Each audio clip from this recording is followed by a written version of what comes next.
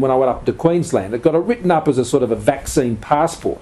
It's not what it is. It was just simply saying that if you've been vaccinated, that the state governments would recognise that, and you'd be able to move around in times like this. Now, the states aren't ready to accept that. I've put it to them; they're not ready to accept that as something you can do. It happens a fair bit overseas. Well, quite frequently overseas. They do it in the United States and in some parts of Europe, in the United Kingdom, when people are vaccinated. The difference there is that COVID's right through all those countries, and that's not the case in Australia. So, these are the steps that we've asked the states to consider, both to support the vaccination program, but also that when people get vaccinated, then we can keep Australia as open behind international borders. No one's talking about dropping those.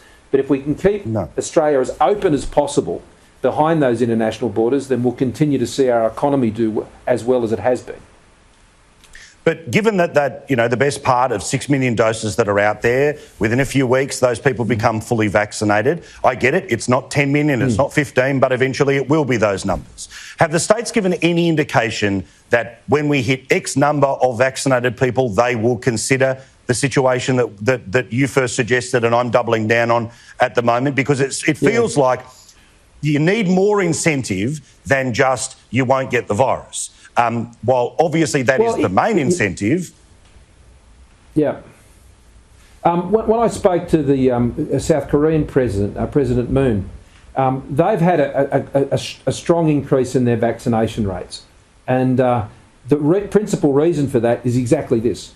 This is why it's actually increasing. That if people are vaccinated, then they're not subject to the restrictions on going to see family and things like that. How many people go to a restaurant, attending events, things like that. Now, I know there are real reservations in Australia that the idea that the vaccine entitles you to do something and doesn't allow others to do it. There is a concern about that in the community.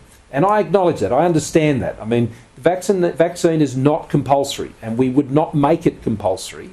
But at the same time, if the health risk is lower for someone's been vaccinated, and that has to be established, then that does provide those things for states to consider. Now, we are moving towards that. We've been running a process now for the last couple of months with the premiers, through my Department of Prime Minister and Cabinet, looking at the modelling and looking at the epidemiology and what would need to happen with vaccination rates and so on. That hasn't landed on any conclusions yet, but that work is going on. And I want to assure people that we're always trying to look at what's the next thing, what's the next thing, what's the next thing. But the virus, proves to be quite a formidable opponent, and it keeps changing, and there are new variants, and that creates new